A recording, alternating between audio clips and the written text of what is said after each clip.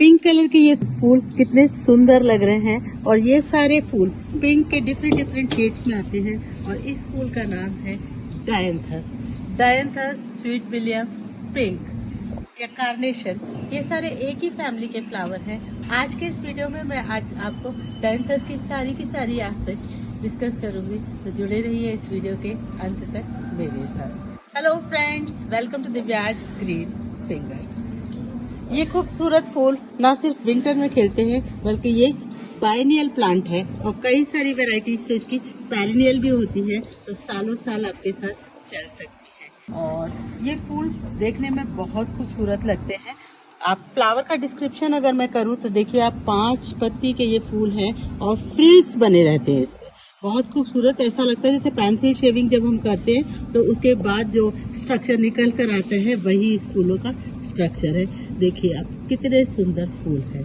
ये plant repetitive flowering करता है। अभी मेरे प्लांट में आपको फ्लावर नहीं दिख रहे होंगे, उसकी वजह यह है कि मैंने इस प्लांट को अभी लगाया है कुछ दिन पहले ही और मैं इसे फैलने दे रही हूँ, तो मैं जान के इसमें फूल नहीं ले रही हूँ। तो जब ये प्लांट मेरा फैल जाएगा तब मैं इसमें फूल लूंगी।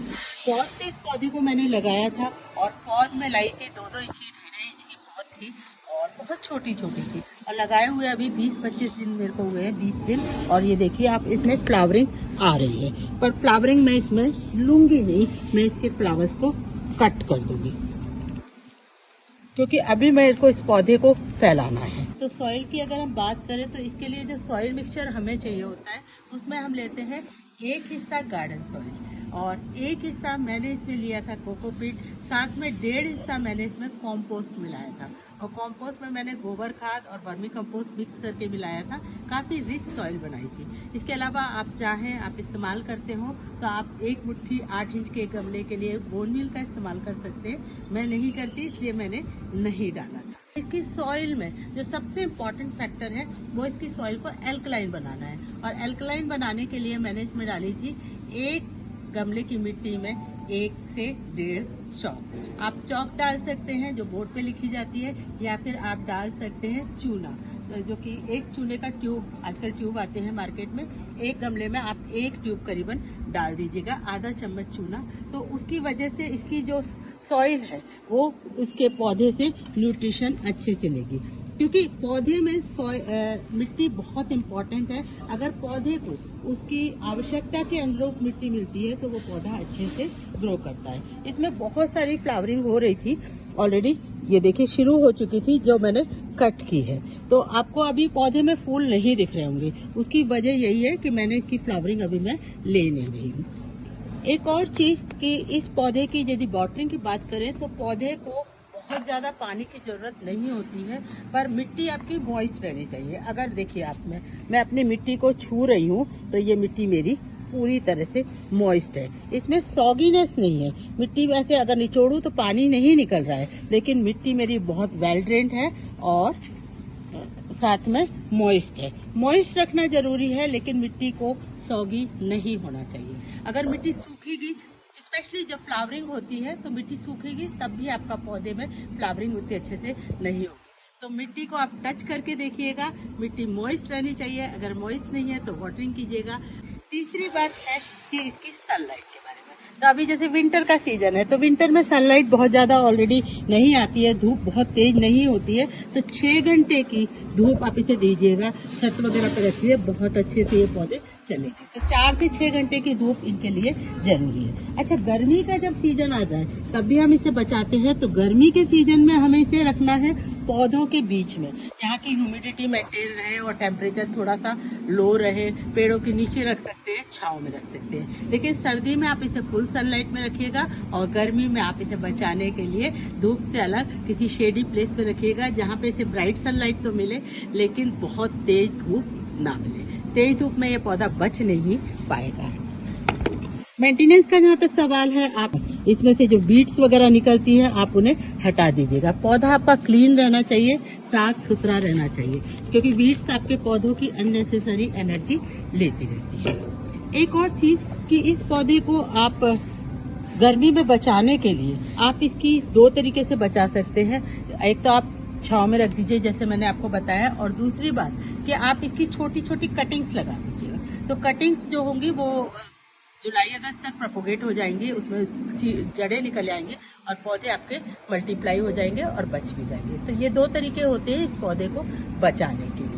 अदरवाइज मेरे यहाँ बहुत ज़्यादा सेंट्रल इंडिया में रहती हूँ, मैं छाँव में रख देती हूँ तो मेरे पौधे बच जाते हैं। ये मेरा लास्ट ईयर का ही पौधा है जिसे मैंने दोबारा से दूसरे गमले में लगा दिया है। इस पौधे में फ्लावरिंग लेने के लिए 2 बातें ध्यान रखनी होती है। एक तो जब आप पौधा लगाते हैं तो पौधा लगाया आपने बहुत रिच सॉइल में, और रिच सॉइल में पौधा लगाने के बाद आप उस पौधे को 10 दिन तक कुछ मत दीजिएगा, क्योंकि आपकी सॉइल में ऑलरेडी बहुत सारे न्यूट्रिशन है। लगाने के 10 दिन बाद इसमें NPK 19-19-19 1 चम्मच 1 लीटर पानी में घोल के मैंने करीबन 100 ग्राम इनमें दिया है। तो अभी मैं ऐसा एक बार ही कर पाई हूँ, और उसके बाद जब पौधा पूरी तरह से फैल जाएगा, पौधे में अच्छे से पूरा गमला भर जाएगा, तब मैं इसमें दूंगी सरसों खली का लिक्विड फर्टिलाइजर। तो सरसों खली का लिक्विड फर्टिलाइजर बनाने का मैं बहुत सरल तरीका अपनाती हूँ। उसके लिए मैं 1 मुट्ठी सरसों खली 1 लीटर पानी में भिगो देती हूँ, 3 दिन तक उसे पड़ी रहने देती हूँ, और उसमें बीच बीच में मैं हिलाती रहती हूँ जिससे उसमें एरिएशन हो जाए। और उस पानी को 3-4 दिन बाद उसे 10 लीटर पानी में मिलाकर और 1-1 मग पानी अपने सारे के सारे विंटर फ्लावरिंग प्लांट को देती हूँ। तो वो सेम ट्रीटमेंट मैं इसके लिए भी करती हूँ, तो मेरे पौधों में फ्लावरिंग बहुत अच्छे से होती है। अभी देखिएगा पूरे में विंटर फ्लावरिंग चल रही है, शुरुआत है अभी, तो धीरे धीरे अभी 15 दिन बाद ये पूरे गमले फूलों से भर जाएंगे।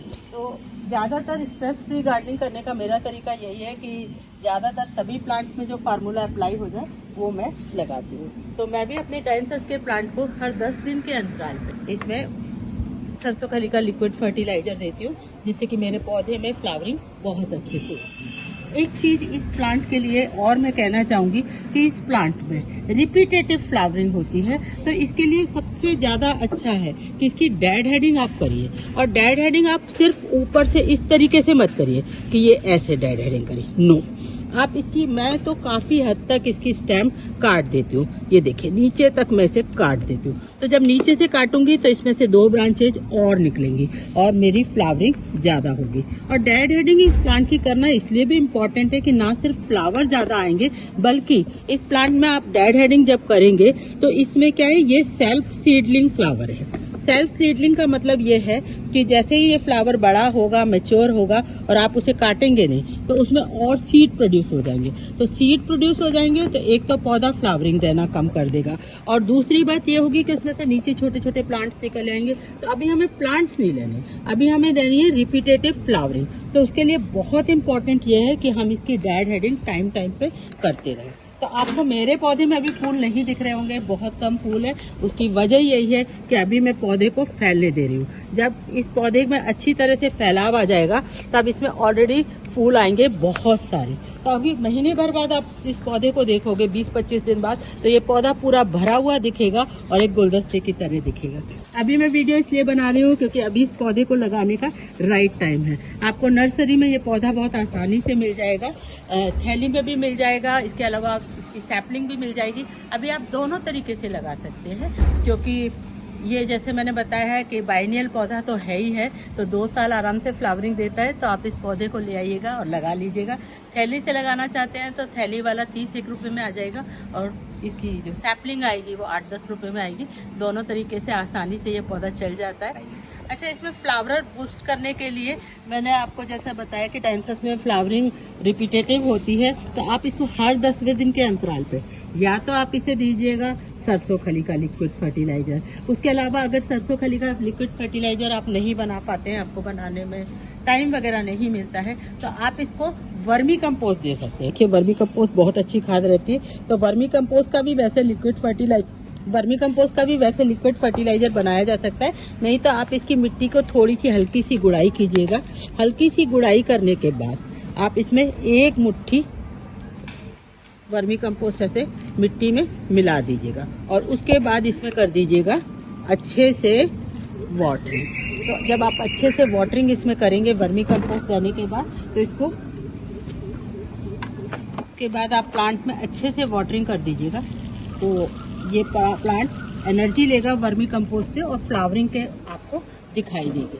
तो वर्मी कंपोस्ट हुआ, सरसों खली का लिक्विड फर्टिलाइजर हुआ, ये सब ऐसी चीजें हैं जिससे प्लांट में तुरंत असर दिखाई देता है। आपको 3-4 दिन बाद ही आपको ऐसे परिणाम दिखाई देने लगते हैं। आपको प्लांट की ग्रोथ दिखाई देती है, उसमें अच्छी फ्लावरिंग दिखाई देती है। तो फ्लावर बूस्टिंग करने के लिए जरूरी है कि आप प्लांट को अच्छे से खिलाए पिलाएं। तो जितना आप प्लांट को खिलाएंगे पिलाएंगे, प्लांट उतना अच्छे से फैलेगा और उतने अच्छे से फ्लावरिंग करेगा।